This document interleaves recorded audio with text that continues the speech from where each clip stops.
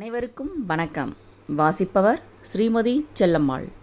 திரு மதன் அவர்கள் எழுதிய வந்தார்கள் வென்றார்கள் புத்தகத்தினை தொடர்ந்து கொண்டிருக்கின்றோம். பகுதி 16. அக்பர். பைராம்கான் பாதிப்பு.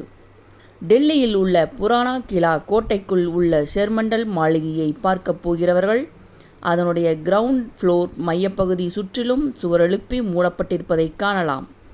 மாடியிலிருந்து ஹிமாயூன் தடுக்கி விழுந்து இறந்த பிறகு அவருடைய உடல் அங்கேயே தற்காலிகமாக அடக்கம் செய்யப்பட்டது. பிற்பாடு மகாராணி ஹாஜி பேகம் கட்டிய புதிய கல்லறைக்கு ஹிமாயூன் உடல் கொண்டு செல்லப்பட்டதும் ஷேர்மண்டலில் சில ஆண்டுகள் மன்னர் உடல் இருந்த இடத்தில் யாருடைய காலடி சுவடுகளும் பதியக்கூடாது என்பதால் மன்னர் உடலை அப்புறப்படுத்திய கையோடு அந்த பகுதியை சுவர் எழுப்பி சீல் செய்திருக்க வேண்டும் என்று சில தொல்பொருள் ஆராய்ச்சியாளர்கள் கருத்து தெரிவிக்கிறார்கள்.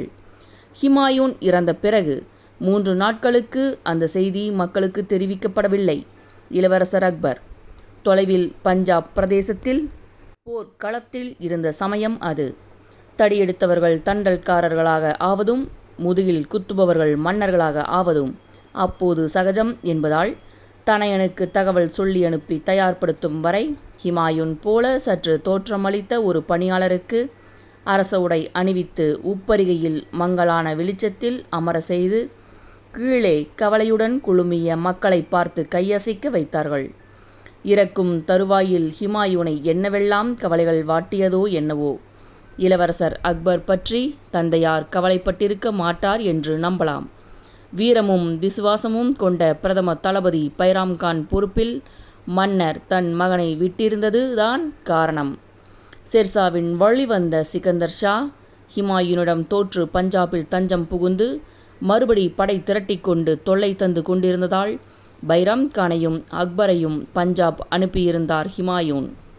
முகலாய படையை தாக்குப்பிடிக்க முடியாமல் சிக்கந்தர் ஷா மலைப்பகுதிகளில் ஓடி ஒளிந்து கொள்ள அந்த சமயத்தில்தான் டெல்லியிலிருந்து தந்தை இறந்த சோக செய்தி அக்பருக்கு வந்து சேர்ந்தது. தகவல் கேட்டதும் பைராம்கான் துரிதமாக செயல்பட்டார். ஒரு பெரும் மேடையும் அதன் மீது படுவேகமாக ஒரு மண்டபமும் அமைத்தார். காஷ்மீர விரிப்புகள் மீது அழகிய சிம்மாசனம் போடப்பட்டது. வைர வைடூரியங்கள் புதிக்கப்பட்ட மகுடம் ஒன்றும் அவசரமாக தயாரானது. ஹிமாயூன் இறந்து சரியாக 20 நாட்கள் கழித்து பிப்ரவரி 14, 1556 ஜொலிக்கும் உடையில் 13 வயது நிரம்பிய அக்பரை சிம்மாசனத்தில் அமர்த்தி துந்துபிகள் முரசுகள் முழங்க முடிசூட்டினார் பைராம்கான். அந்த மேடையை இன்றும் பஞ்சாப் மாநிலத்தில் ஒரு வயல்காட்டின் நடுவே காணலாம். தான் டெல்லிக்கு திரும்பி பொறுப்பேற்கும் வரை தார்தி பெஹ்கான் என்னும் இன்னொரு பிரதம தளபதியை டெல்லிக்கு ஆளுநராக பைராம்கானின் ஆலோசனையின் பேரில் அக்பர் நியமித்தார். அதைத் தொடர்ந்து திடீரென்று டெல்லிக்கு ஆபத்து வந்தது. ஹேமு என்ற ஒரு இந்துவாள் தாழ்த்தப்பட்ட குலத்தில் பிறந்து ஒரு சிறு வியாபாரியாக காலம் தள்ளி கொண்டிருந்த ஹேமு ஷெர்ஷாவுக்கு பிறகு ஆட்சி செய்த ஆதில் ஷாவின் நண்பராகி பிறகு அவரிடமே பிரதம அமைச்சராக பணிபுரிந்தவர் அவர்.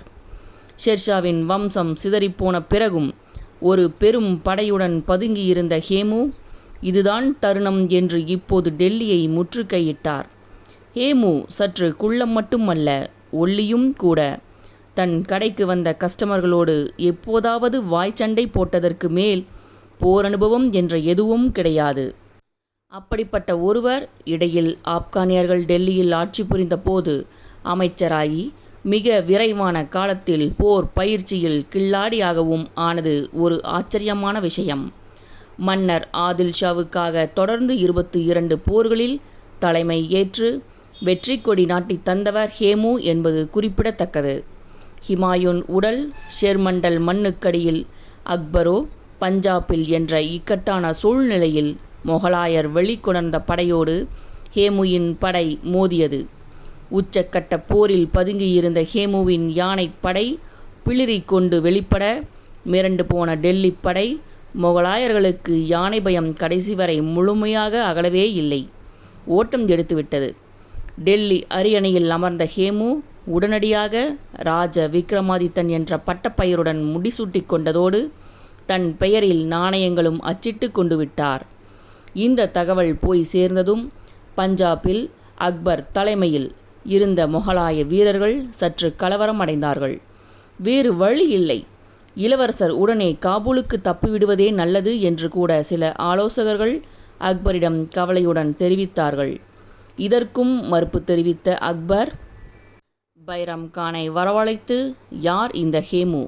நாம் உடனே டெல்லிக்கு படையுடன் போய் ஒரு கை பார்த்தாக வேண்டும் என்று பரபரக்க, பைரம் கான் முகத்தில் பெருமையுடன் கூடிய புன்னகை விரிந்தது. நான் நினைத்ததையே தாங்கள் சொல்கிறீர்கள். காபூலுக்கு உங்களை அழைத்து கொண்டு திரும்பி ஓடுவதற்காக இந்த பைரம் கானை தங்கள் தந்தையார் விட்டுவிட்டு போகவில்லை. உடனே டெல்லி செல்வோம். எதிரியை துரத்தி துரத்தி அடிப்போம். நம் வெற்றியில் மன்னருக்கு சந்தேகமே வேண்டாம் என்றார் பைரம் கான். உடனே போர் உடை பூண்டு பாசறைக்கு வந்த அக்பர் விசித்திரமான காரியம் ஒன்றை செய்தார். ஹேமு என்று பெயரிட்டு பெரிய கொடும்பாவி ஒன்றை தயார் செய்து அதற்குள் வெடிகளை வைத்து நடு மைதானத்தில் அதற்கு தீ வைத்தார் அக்பர்.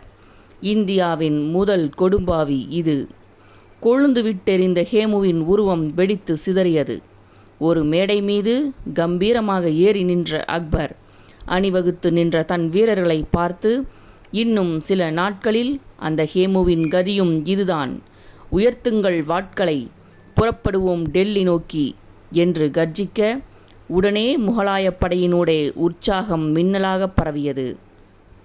நவம்பர் 5, 1556 பாட்டனார் பாபர் வெற்றி கொடி நாட்டிய அதே பானிபட் கிராமத்தில் அக்பரின் படையும் ஹேமுவின் படையும் நேரடியாக மோதிக்கொண்டன.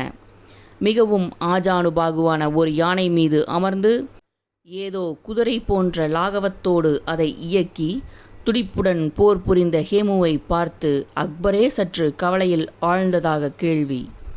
நல்ல காலமாக முகலாய வீரர் ஒருவர் எய்த அம்பு காற்றை கிழித்து கொண்டு பாய்ந்து சென்று ஹேமுவின் இடது கண்ணுக்குள் ஊடுருவியது. யானை மீதிருந்த அம்பாரியில் வலியால் துடித்த வண்ணம் ஹேமு சரிந்து விழ, இந்த காட்சியை கண்டு பதறிப்போன ஹேமுவின் படை கலகலத்து சிதறி பின் வாங்கியது. மறுகணம் முகலாயர்கள் வாட்களை சுழற்றி கொண்டு புகுந்து விளையாடினார்கள். அப்போது அங்கு இன்னொரு ஆச்சரியம் நிகழ்ந்தது. கண்ணில் குத்திட்டு நின்ற அம்போடு தட்டு தடுமாறி யானை மீது எழுந்து நின்ற ஹேமு தன் கைகளால் அம்பை உருவி எடுக்க, கூடவே வழிந்தோடிய குருதியோடு இடது கண்ணே உருண்டையாக வெளிவந்து விட்டது. அதை தன் இடுப்பில் கட்டியிருந்த பட்டு துணியால் மடித்து பத்திரப்படுத்தி கொண்டு நிமிர்ந்த ஹேமுவின் வில்லிலிருந்து தொடர்ந்து அம்புகள் சராமாரியாக பாய்ந்தன. பைரம் கானும் அக்பரும் பிரமித்து போனார்கள். உடனே சுதாரித்து கொண்ட பைரம் கானின் திட்டப்படி முகலாய குதிரை வீரர்கள் வியூகமாக யானையை சுற்றி வளைத்து ஹேமுவின் யானை பாகன் மீது அம்புகளை குறிவைத்தனர். திடீரென்று பயந்து போய் யானையை மண்டியிட செய்து கீழே குதித்து அக்பரின் படை வீரர்களிடம் சரணடைந்தான் அவன். உடனே ஹேமு சிறைபிடிக்கப்பட்டார். அக்பர் முன் விலங்கிட்டு கைதியாக ஹேமுவை கொண்டு வந்து நிறுத்தினார்கள். இருக்கையிலிருந்து எழுந்த பைரம் கான், இனி இவன் நமக்கு தொல்லை தரக்கூடாது ஷாஹன்ஷா, ஆகவே தாங்களே இவனுக்கு சிரச்சேதம் செய்ய வேண்டும் என்று கேட்டுக்கொண்டார். நிராயுதபாணியாக நின்ற ஹேமுவை கொல்ல மனம் வராத அக்பர் வாளை உருவி ஹேமுவின் தலையில் சம்பிரதாயமாக வைத்துவிட்டு மீண்டும் உரையில் போட்டுக்கொள்ள, மறுவினாடி பைரம் கான் உரையிலிருந்து வெளிப்பட்ட வாள் அகல வாக்கில் சுழன்றது. ஹேமுவின் தலை தரையில் விழுந்து உருண்டது. உண்மையில் 14 வயதே நிரம்பிய அக்பர் தன் கார்டியன் பைரம் கானை மீறி எதையும் செய்ய துணியாத காலகட்டம் அது. ஆகவே பைரம் கான் சொன்னபடி ஹேமுவின் தலையை அக்பர் தான் துண்டித்திருக்க வேண்டும். இருப்பினும் அக்பருக்கு இந்த கெட்ட பெயர் வேண்டாம் என்பதற்காக அப்துல் ஃபஷல் போன்ற சில வரலாற்று ஆசிரியர்கள் ஹேமுவை கொன்றது பைரம் கான் என்று சற்றே வரலாற்றை மாற்றி எழுதினார்கள் என்றும் ஒரு கருத்து உண்டு. அதைத் தொடர்ந்து சரணடைந்த ஹேமுவின் படை வீரர்களின் தலைகளும் ஆயிரக்கணக்கில் கீழே உருண்டன. இந்த தலைகள் பொருத்தப்பட்ட டவர் ஒன்றும் வெற்றி சின்னமாக அமைக்கப்பட்டது. பிறகு ஹேமுவின் 1500 யானைகளும் அக்பர் கைவசம் வர, வேறு எந்தவித எதிர்ப்பும் இல்லாமல் அக்பரின் படை டெல்லிக்குள் நுழைந்தது. ஹேமுவின் உடல் டெல்லி கோட்டையின் வெளியே மற்றவர்களுக்கு ஓர் எச்சரிக்கையாக தொங்கவிடப்பட முகலாய குடும்ப பெண்களும் உறவினர்களும் அப்போது தங்கியிருந்த காபூலுக்கு ஹேமுவின் தலை அனுப்பப்பட்டது. அக்பரின் வெற்றிக்கு ஓர் அடையாளமாக. டெல்லிக்குள் நுழைந்ததும் பைராம் கான் செய்த முதல் வேலை ஹேமுவின் யானைகளை பார்த்து மிரண்டு ஓடிய டெல்லி ஆளுநர் தார்தி பெஹ்கான் தலையை சீவியதுதான். இப்படி பல காரியங்களை தன்னிச்சையாக முடிவெடுத்து நிறைவேற்ற வேண்டியது. பிறகு மன்னரிடம் தகவல் தெரிவிப்பது என்னும் வழக்கத்தை பைராம் கான் பின்பற்றுவது அக்பருக்கு அந்த இளம் வயதிலேயே கூட சற்று தர்ம சங்கடமாக இருந்தது என்று தகவல்.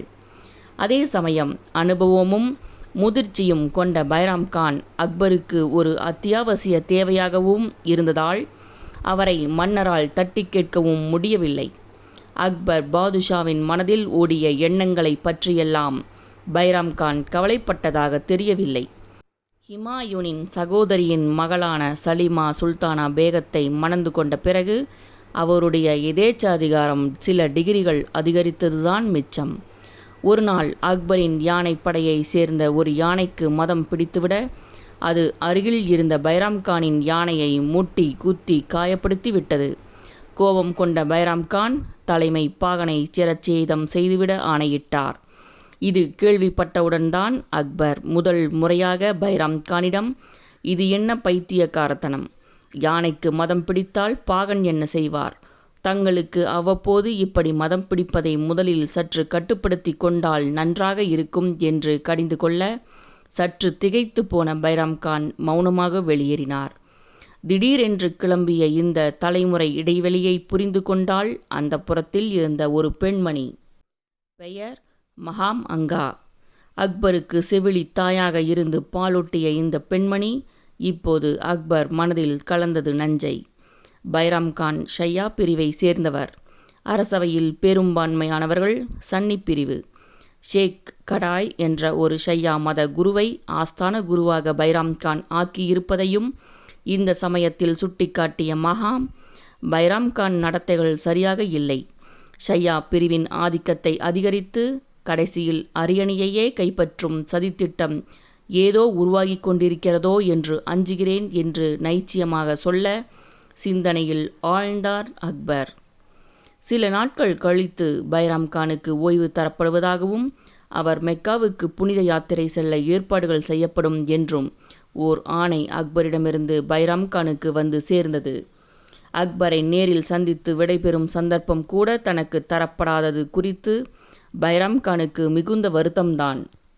எனினும் அரசுக்கு சேர வேண்டிய ஆவணங்கள், குதிரைகள், போர் உடை, இருக்கை, லட்சணைகள் எல்லாவற்றையும் அக்பருக்கு திருப்பி அனுப்பினார் அவர். பதவியில் இல்லை என்ற செய்தி கேள்விப்பட்டவுடனே அவரை மொய்த்து கொண்டிருந்த கூட்டம் ஒரே நாளில் காணாமல் போய்விட்டது என்கிறார் வரலாற்று ஆசிரியர் காசிம் ஃபெரிஸ்டா. மிகவும் நெருங்கிய சில நண்பர்களோடு பஞ்சாப் வரை போன பைராம் கானின் மனம் மாறியது. எல்லை அருகே அவரிடம் விசுவாசம் கொண்ட வீரர்கள் சேர்ந்து கொள்ள, வீரம் மிகுந்த நான் இப்படி தலையை தொங்க போட்டு கொண்டு நாட்டை விட்டே போவதா, என் போர்க்குணம் எங்கே போய்விட்டது என்று நினைத்த மாத்திரத்தில் அக்பருடன் மோத வேண்டியதுதான் என முடிவு செய்து ஏற்பாடுகளில் இறங்கினார் பைராம். உடனே அக்பர் அனுப்பிய படை ஒன்று கிளம்பி சென்றது. பைராம் கான் படையை தோற்கடித்தது. பைராம் கான் சிறைப்படுத்தப்பட்டார். தளபதிகளால் மிகவும் கௌரவமாக நடத்தப்பட்ட பைராம் கான் அக்பர் முன்னிலையில் அழைத்து வரப்பட்டார். பல நாட்களுக்குப் பிறகு மன்னரும் முன்னாள் கார்டியனும் சந்தித்தவுடன் இருவருமே உணர்ச்சி வசப்பட்டார்கள். எழுந்து வந்து பைராம் கானை அணைத்து கொண்ட அக்பர் அவரை தனக்கு நெருக்கமாக அமரச் சொல்லி கனிவோடு கீழ்க்கண்டவாறு கேட்கலானார். பைராம், என்னை தூக்கி வளர்த்தவர் நீங்கள். என் தந்தையின் ஸ்தானத்தில் உள்ளவர். எனக்கெதிராக படையோடு நீங்கள் வருவதை கேள்விப்பட்டவுடன் என் மனம் மிகவும் கஷ்டப்பட்டது. என்ன வேண்டும் தங்களுக்கு? கேளுங்கள், தருகிறேன். தங்கள் வீரத்தை காட்ட விருப்பமா? பெரும் படையை தங்களிடம் ஒப்படைக்கிறேன். வழிக்கு வர வேண்டிய அரசுகள் பல இந்தியாவில் பாக்கி இருக்கின்றன. அல்லது நிம்மதியாக ஓய்வெடுக்க வேண்டுமா? இங்கேயே என்னுடன் தங்கலாம். சகல சௌகரியங்களும் செய்து தந்து தங்கள் குடும்பத்தை கவனித்துக் கொள்கிறேன். அல்லது பக்தி மார்க்கத்தில் மனதை திருப்ப விருப்பமா? தங்கள் புனித பயணத்துக்கு எல்லாவித ஏற்பாடுகளும் செய்து தர தயாராக இருக்கிறேன். எனக்கெதிராக படை திரட்டும் வேளை தங்களுக்கு வேண்டாம் பைராம் என்றார் அக்பர். 17 வயது நிரம்பிய அக்பரின் குரலில் இருந்த கம்பீரமும் கனிவும், அவர் உறுதியாக உட்கார்ந்திருந்த தோரணையும், தன் கண்களை ஊடுருவிய அவர் பார்வையும் நான் தான் இனி இங்கு தலைவன் என்பதை பைராம் கானுக்கு சொல்லாமல் சொன்னது. மெல்லிய குரலில் பைராம் கான் சொன்னார், பாதுஷாவின் நம்பிக்கையை நான் இழந்த பிறகு இங்கு இருப்பதில் அர்த்தம் இல்லை என்பது என் பணிவான கருத்து. என்னை தாங்கள் மன்னித்ததே என் நெஞ்சை நிறைய செய்துவிட்டது. நான் புனித மெக்காவுக்கு போகவே விரும்புகிறேன். மன்னர் அனுமதி அளிக்க வேண்டும். இதைத் தொடர்ந்து பைராம் கானுக்கு ஆண்டுக்கு 50,000 ரூபாய் ஓய்வூதியம் அளிக்க ஆணை பிறப்பித்த அக்பர், அவருடன் மெக்கா பயணிக்க உதவியாளர்கள் குழு ஒன்றையும் அனுப்பி வைத்தார்.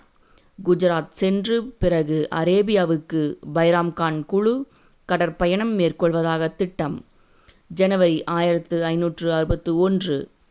குஜராத் கடற்கரையில் தன்னுடன் பயணித்தவர்களுடன் அமர்ந்து உரையாடிக் கொண்டிருந்த பைராம் கானை ஒரு ஆப்கானிய இளைஞர் நெருங்கி வணங்கினார். பெயர் முபாரக் கான் லோஹானி. யாரப்பா நீ என்று பைராம் கான் வினவ, தன் தந்தையின் பெயரை குறிப்பிட்ட அந்த இளைஞர், அக்பரோடு சிக்கந்தர் ஷா சார்பில் போரிட்ட என் தந்தை கைதியாக்கப்பட்ட பிறகு அவருடைய தலையை தாங்கள் துண்டித்தது நினைவிருக்கிறதா என்று கேட்ட அந்த இளைஞரின் கரம் இடையை நோக்கி சென்றது. குருவால் ஒன்று வெளிப்பட்டு பளிச்சிட்டது. பைராம் கான் பதைபதைப்புடன் எழுந்து தற்காத்து கொள்வதற்குள் அவர் மீது பாய்ந்து அந்த இளைஞர் ஆவேசத்துடன் பைராம் கான் மார்பில் பல முறை வாளை பாய்ச்ச அங்கேயே சரிந்து மணற்பரப்பில் விழுந்து இறந்தார் பைராம் கான். அடுத்த பகுதி, ஆட்டம் போட்ட ஆதாம் கான். பைராம் கானின் உறவை துண்டித்ததில் பாட்டனார் பாபரின் கண்டிப்பை பேரப்பிள்ளை காட்டியது உண்மை என்றாலும் தந்தை ஹிமாயூனின் சாத்வீக குணமும் தேவையான அளவுக்கு அக்பரிடம் இருந்தது. பைராம் கான் கொலையுண்ட பிறகு அவருடைய குடும்பத்துக்கு சகல வசதிகளும் செய்து தந்து அரண்மனையில் தன்னோடு வைத்து கொண்டார் மன்னர். பைராம் கானின் 4 வயது மகன் அப்துர் ரஹீமுக்கு கார்டியனாகவும் இருந்தார். பிற்பாடு அக்பரின் அரசவையை அலங்கரித்த மிக திறமையான பிரபுக்களில் ஒருவராக அப்துர் ரஹீம் முன்னேறி பெருமை பெற்றது வேறு விஷயம். பைராம் கானின் மறைவுக்கு பிறகு 1 ஆண்டு கழித்து அரண்மனைக்குள் யார் நுழைந்து பார்த்திருந்தாலும் எதிர்காலத்தில் அக்பர் மாமன்னர் என்று உலக புகழ் பெறப் போகிறார் என்று சத்தியமாக ஒரு பேச்சுக்கு கூட சொல்லியிருக்க மாட்டார்கள். அந்த அளவுக்கு நிலைமை துர்தேவதைகளின் கையில் சிக்கி சீரழிந்து இருந்தது. தன்னை கைப்பாவையாக ஆக்கும் அரண்மனை சதி திட்டங்களை திட்டவட்டமாக சமாளிக்க முடியாமல் அக்பர் சற்று திணறியது என்னவோ நிஜம். தலைமை துர்தேவதையாக இருந்தவள் சிவிலித்தாய் மகாம் அங்கா. இவளுக்கு பிறந்தது ஆதாம் கான் என்னும் ஒரு மிருகம். பொறுப்புணர்ச்சி எதுவும் இல்லாமல் பேயாட்டம் மட்டுமே போடத் தெரிந்த இந்த வெறியனை பைராம் கான் இருந்த இடத்திற்கு கொண்டு வர விரும்பினாள் ஆதாம் கானின் தாய் மகாம் அங்கா. ஆரம்ப கட்டத்தில் குழப்பத்தில் இருந்த அக்பரும் ஆதாம் கானை ஒரு தளபதியாக பதவியில் அமர்த்தி மால்வா பிரதேசத்துக்கு ஒரு படையுடன் அனுப்பினார். மால்வாவை ஆண்டு வந்த பஸ்பகதூர் ஒரு உல்லாசப் பெருவழி. அரண்மனைக்குள் சர்வதேச அழகிகள் மாநாடு நடக்கிறதோ என்று எண்ணும் அளவுக்கு அவரது அந்தப்புறம் வடக்கே பிரசித்து பெற்றிருந்தது. மனிதர் உச்சஸ்தாயில் பிரகாக்களை உதிர்த்து பிரமாதமாக பாடுவார். இந்தியில் அருமையான கவிதைகளும் இயற்றுவார். எப்போதும் அழகிகள் அவரை சூழ்ந்த வண்ணம் இருந்ததால் பஸ்பகதூரிடம் இருந்து சராமாரியாக வந்தது அநேகமாக காதல் கவிதைகளே என்பதை சொல்லத் தேவையில்லை. பகதூரின் அந்த புறத்தில் சொக்க வைக்கும் அழகுடன் அலங்கார தேவதையாக வளைய வந்தவள் ரூப்மதி. பார்ப்பவர்களின் நாடி துடிப்பை உடனடியாக அதிகரிக்க செய்த இந்த பேரழகியை அங்கமங்கமாக வர்ணித்து மன்னர் பாடிய கிளுகிளுப்பூட்டும் கவிதைகள் இன்றளவும் மால்வா பகுதியில் பிரபலம். என்ன செய்ய, ஆஸ்தான கவிஞராக இருக்க வேண்டியவர் மன்னராக இருந்ததுதான் பிரச்சனையாக போய்விட்டது. அதற்கேற்ப மொகலாய படை ஊருக்கு வெகு அருகில் வரும் வரை பகதூருக்கு தகவல் இல்லை. காலம் கடந்த நிலையில் சொகுசான தலையணிகளில் இருந்து வெளிப்பட்ட பஸ்பகதூர் பயந்து பதுங்கவில்லை என்பதை சொல்லியாக வேண்டும். ஆனால் அவசர கோலத்துடன் வீரர்களை திரட்டி முகலாயப் படையுடன் மோத முடியுமா? போர் நீடித்தது சில மணி நேரமே. காயங்களுடன் காட்டுக்குள் தப்பி ஓடுவதற்கு முன் பஸ்பகதூர் தன் விசுவாசமான சில வீரர்களிடம் கீழ்க்கண்டவாறு ஆணையிட்டார். அந்த புறத்து பெண்கள் யாரும் முகலாயர்கள் கைகளில் சிக்கவிடாமல் கொன்றுவிடுங்கள். குறிப்பாக என் அருமை ரூப்மதி. இந்த ஆதாம்கானை பற்றி கேள்விப்பட்டிருக்கிறேன். அவன் கையில் இவள் சிக்கினால் அலங்கோலப்படுத்தி விடுவான். எச்சரிக்கை. அந்த புறத்தில் இருந்ததோ 100 பெண்கள். எப்படியோ மொகலாயர் கண்ணில் படாமல் உள்ளே நுழைந்த மால்வா வீரர்கள் சிலரே. இவர்களால் விரைவாக செயல்பட்டு தங்கள் மன்னரின் ஆணையை வெற்றிகரமாக நிறைவேற்ற முடியவில்லை. பல பெண்கள் நடுங்கி போய் அங்கும் இங்கும் ஒளிந்து கொண்டிருந்ததும் பெரும் பிரச்சனையாக இருந்தது. அதற்குள் ஆதாம்கானின் படை உள்ளே நுழைந்து விட்டது.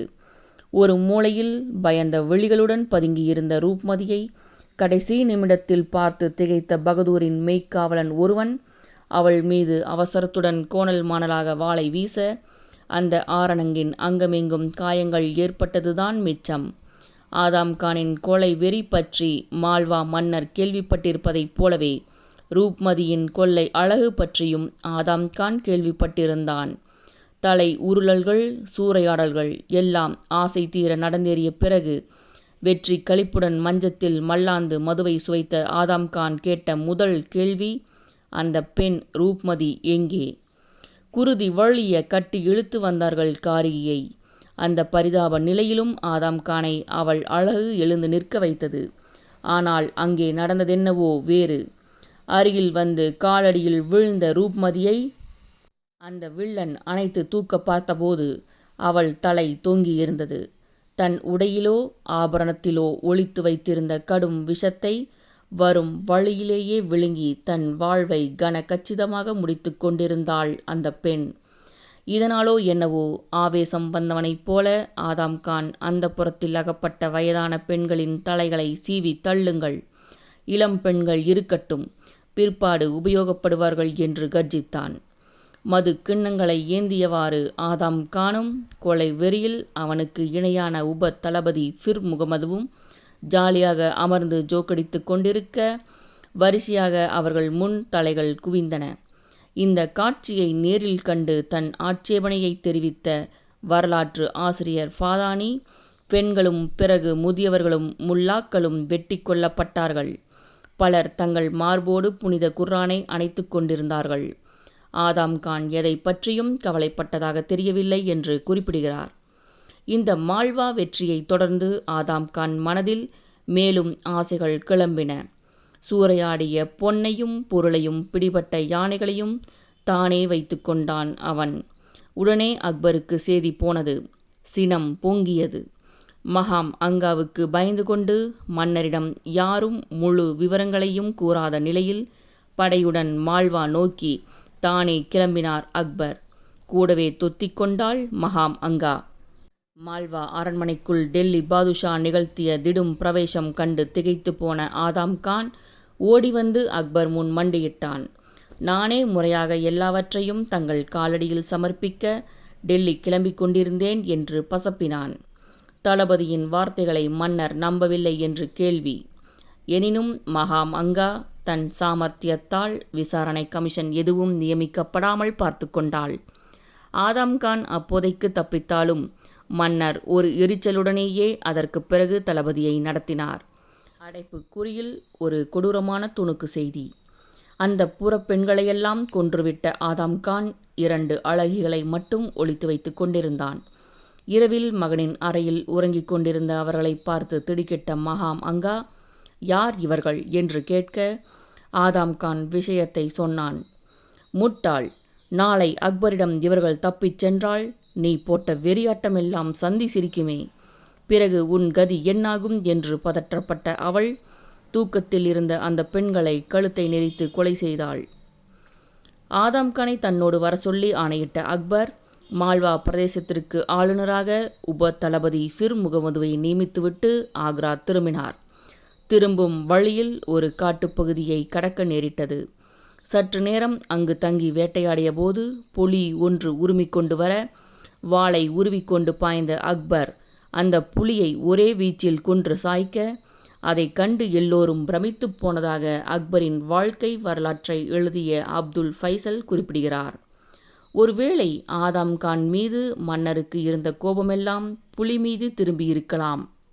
ஆக்ரா வந்து சேர்ந்த அக்பர் காபூலில் வசித்துக் கொண்டிருந்த தந்தை ஹிமாயூனின் நண்பராக அட்கஹான் என்ற ஓர் அறிஞரை வரவழைத்து, இது நவம்பர் 1561 அவரை பிரதம அமைச்சராக நியமித்தார். தன் ஆலோசனையை கேட்காமல் இந்த நியமனம் நிகழ்ந்தேறியது கண்டு மகாம் அங்காவை கவலையும் பீதியும் பீடிக்க யோசனையில் ஆழ்ந்தது அந்த பெண் நரி. இதற்கிடையே மால்வா ஆளுநராக ஆக்கப்பட்ட ஃபிர் முகமது தன் படையுடன் சுற்றுப்புறத்து ஊர்களை சூறையாடுவதையும் ஒரு குட்டி செங்கிஸ்கான் கணக்கில் மக்களை வெட்டி தள்ளுவதையும் வாடிக்கையாக கொள்ள காட்டுப்பகுதியில் பதுங்கியிருந்த பஸ் பகதூருக்கு வசதியாக போய்விட்டது. அண்டை பிரதேசங்களை ஆண்டு வந்த குறுநில மன்னர்களை இணைத்து படையொன்றை விரைவாக திரட்டிக்கொண்டு வந்தார் முன்னாள் மால்வா மன்னர். நடந்த போரில் ஃபிர் முகமது தோற்றுப்போய் ஒரு குதிரையில் ஏறி தப்பிக்க பார்த்தான். அவனை பஸ் பகதூரின் வீரர்கள் துரத்த வழியில் குறுக்கிட்ட நர்மதா நதியை கடக்க பார்த்த ஃபிர் முகமதுவை குதிரையோடு சேர்த்து வெள்ளம் அடித்து கொண்டு போனது. மால்வா மறுபடி பஸ் பகதூர் கைக்கு போய்விடவே அக்பர் தலையிலடித்து கொண்டு இன்னொரு படையை அனுப்ப வேண்டியிருந்தது. போரில் தோற்று சிறைப்பட்ட பகதூர் அக்பரிடம் சரணாகதி அடைய மன்னிப்பு கிடைத்தது. அதற்கு பிறகு அக்பரின் அரசவையில் ஒரு முக்கிய பிரமுகராக செல்வாக்குடன் பல ஆண்டுகள் வாழ்ந்து காலமானார் பஸ் பகதூர். 1562 பிறந்தது. புத்தாண்டு அக்பரின் தனிப்பட்ட வாழ்க்கையிலும் முகலாய ஆட்சியிலும் ஒரு பெரும் திருப்பத்தை ஏற்படுத்தியது. இந்த திருப்பம் ஏற்படுத்திய விளைவுகள் சரித்திர பிரசித்தி பெற்றவை.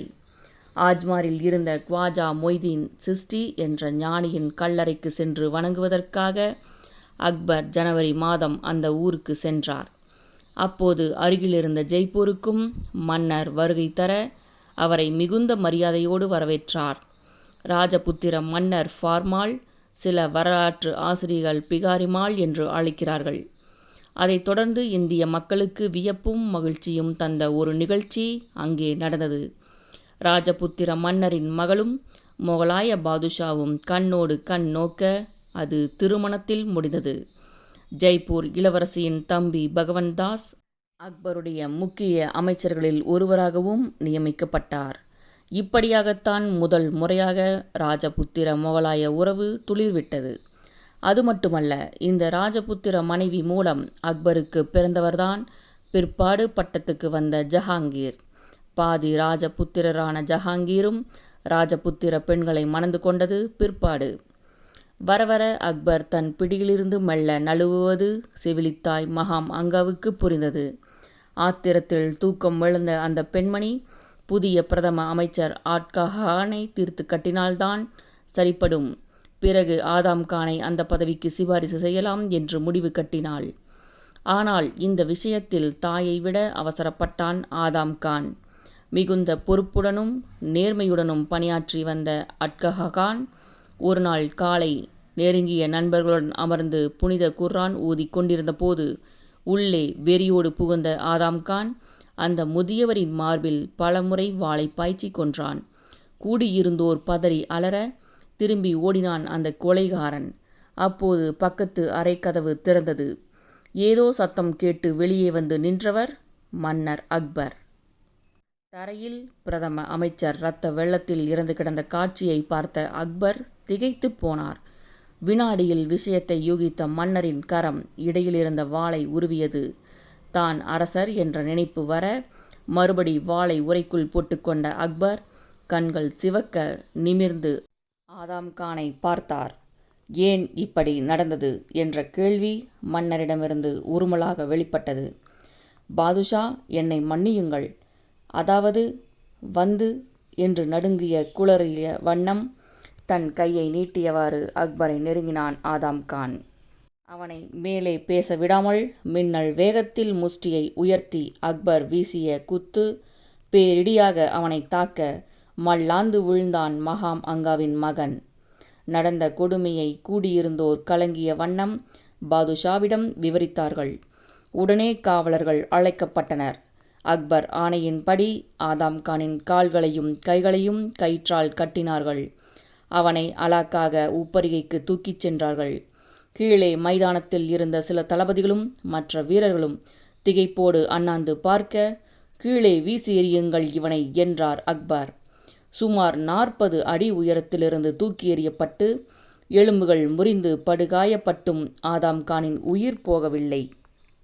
மறுபடி மேலே ஆதாம் கானை தூக்கி வர செய்து 2வது முறை அவனை தூக்கி போடச் செய்தார் அக்பர். விழுந்த வினாடியில் இந்த முறை மண்டை பிளந்து செத்துப்போனான் ஆட்டம் போட்ட அந்த தளபதி. மகாம் அங்காவை அழைத்து வர சொன்னார் அக்பர். நடந்த கொடுமையையும் ஆதாம் கானுக்கு தான் அளித்த தண்டனை பற்றியும் அவரே விவரித்தார். அந்த பெண்மணியின் கனவு கோட்டைகள் சரிந்தன. அதிலிருந்து பித்து பிடித்ததைப் போல ஒரு இருட்டறையில் முடங்கி கிடந்த மகாம் அங்கா சில வாரங்கள் கழித்து மே 1562 இறந்து போனாள். பைராம் கானுக்கும் மன்னருக்கும் இடையே நிலவிய நல்லுறவு அகன்று சுமார் 2 ஆண்டுகளுக்கு மகாம் அங்காவின் செல்வாக்கு டெல்லியை அலைக்கழித்ததாக கூறப்படுகிறது. இந்த காலகட்டத்தை ஆங்கிலேய வரலாற்று ஆசிரியர்கள் சிலர் உள்பாவை ஆட்சி, அதாவது பெட்டிகோட் கவர்மெண்ட் என்று வர்ணிக்கிறார்கள். ஆனால் ஆதாம் கானுக்கு கிடைத்த தண்டனைக்கு பிறகு அக்பருக்கு மிக மிக நெருங்கியவர்கள் கூட மன்னரிடம் வாலாட்டவில்லை என்பதும், பிறகே இந்த வகையான இடையூறுகள் எதுவும் இல்லாமல் அக்பரின் ஆட்சி ராஜபாட்டையில் கம்பீரமாக பயணிக்க ஆரம்பித்தது என்பதும் உண்மை. மன்னருடன் நேரடியாக மோதுவதற்காக ராஜபுத்திர மாவீரர்கள் சிலர் மட்டும் காத்திருந்தனர். ஒரு வீராங்கனையும் தான். அடுத்த பகுதி சாம்ராஜ்ய விஸ்தரிப்பு. இந்திய மண்ணில் எத்தனையோ அந்நிய படையெடுப்புகள் நிகழ்ந்தது உண்டு. ஆனால் யாராலுமே ராஜபுத்திரர்களை மட்டும் முழுமையாக வழிக்கு கொண்டு வரவும் முடியவில்லை, பூண்டோடு அந்த இனத்தை அழிக்கவும் முடியவில்லை என்பது வரலாற்று உண்மைகளில் ஒன்று.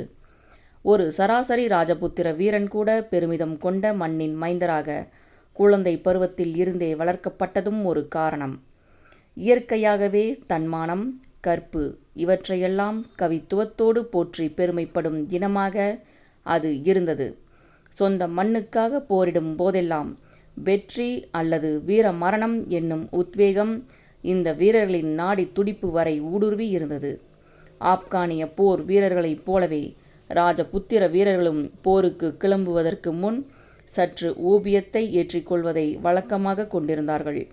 ஒரு சமயம் ஏதோ காரணத்தால் ஓபியம் விளைச்சல் இல்லாமல் போய்விட படையெடுப்பையே அரசர் ஒருவர் தள்ளி போட்ட நிகழ்ச்சியும் நடந்திருக்கிறது. பல ராஜபுத்திர பெண்களும் ஆண்களைப் போல போர்க்களங்களில் வாளேந்தி போர் புரிந்த சம்பவங்கள் நிறையவே உண்டு.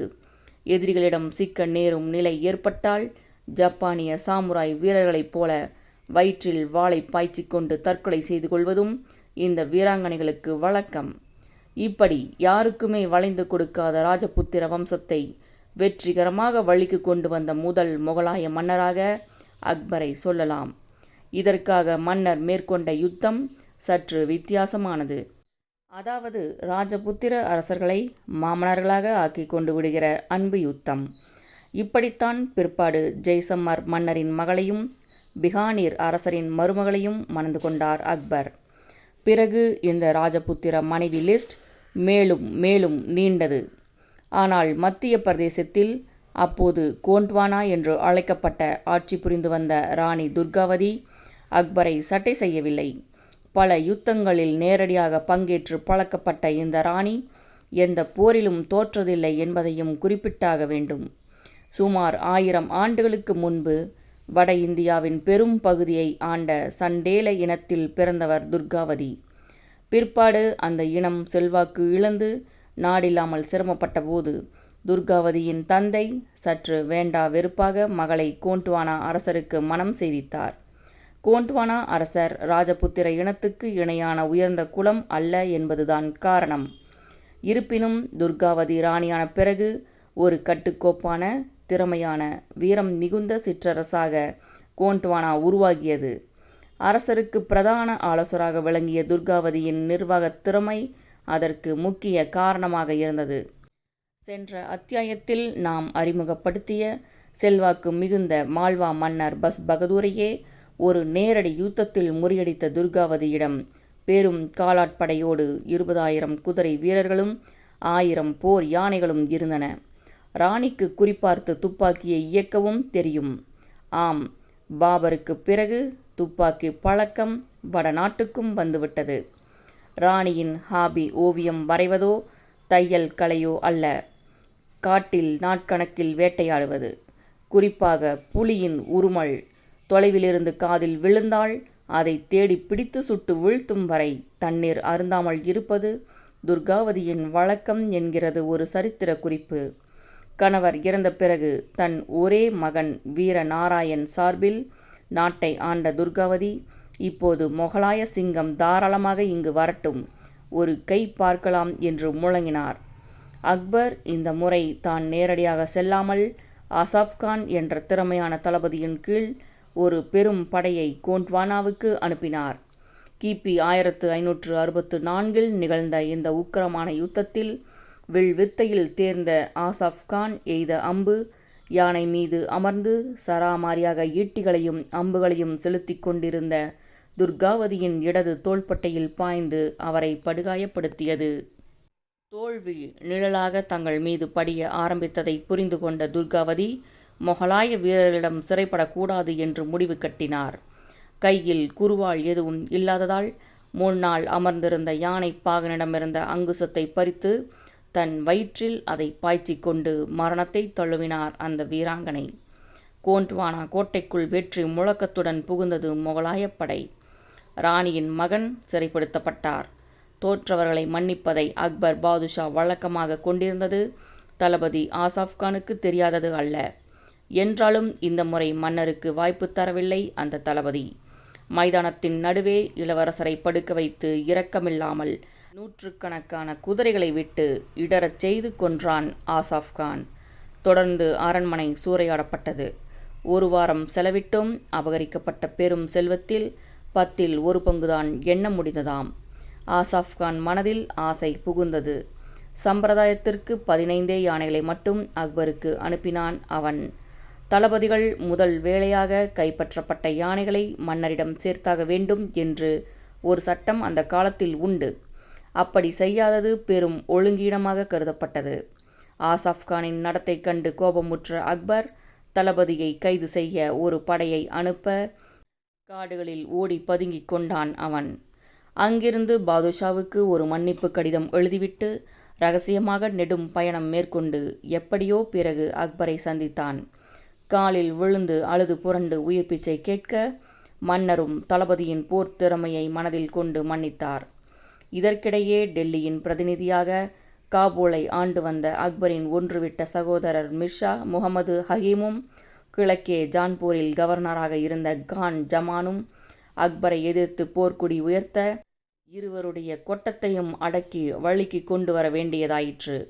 அக்பர் புகழின் உச்சிக்கு போக நடை பயின்றது மலர்பாதையில் அல்ல, போர்க்களத்திலேயே அவரது பாதி வாழ்க்கை கழிந்தது என்பதே உண்மை. ஓய்வெடுக்க பிறந்தவன் அல்ல, நாட்டு மக்களின் நன்மைக்காக தொடர்ந்து போர் புரிந்து சாம்ராஜ்ய எல்லைகளை விஸ்தரிப்பதுதான் அரசரின் கடமை. அப்போதுதான் ராஜ்யத்தின் நிதி இருப்பு பெருகும், மக்கள் வசதியாக வாழ முடியும் என்று அக்பர் அவ்வப்போது குறிப்பிடுவது உண்டு என்கிறார் அப்போது வாழ்ந்த வரலாற்று ஆசிரியர் அப்துல் ஃபைசல். யுத்தம் நடக்காத சமயங்களில் காட்டுக்குச் சென்று வேட்டையாடுவது அக்பருக்கு பிடித்தமான ஒன்று. மன்னர் வேட்டையாடுவது பார்க்க பிரமிப்பூட்டும் காட்சியாக இருந்திருக்க வேண்டும். அக்பர் வேட்டைக்கு புறப்பட்டால் ஏதோ ஊரையே ஒழித்து கொண்டு கிளம்புகிறாரோ என்ற சந்தேகம் வருமாம். சுமார் 50,000 வீரர்கள் முன்கூட்டியே புறப்படுவார்கள், ஆயிரக்கணக்கில் தோல் வாத்தியங்களோடு. இப்படி கிளம்பும் வேட்டைப்படை முதற்கட்டமாக 60 மைல் சுற்றளவு காட்டுப்பகுதியை வியூகமாக வளைத்து கொள்ளும். பிறகு ஏக காலத்தில் வாத்தியங்களால் பெரும் ஒளி ஏற்படுத்தி கொண்டு வீரர்கள் முன்னேறுவார்கள்.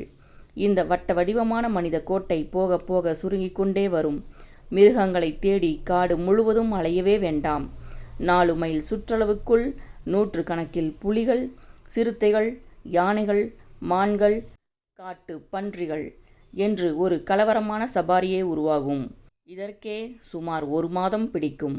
சொல்லி அனுப்பிய பிறகு அக்பர் ஆர்வத்துடன் வந்து சேர்வார். கிளைமாக்ஸில் வட்டத்துக்குள் சக்கரவர்த்தியின் குதிரை பிரவேசிக்கும்.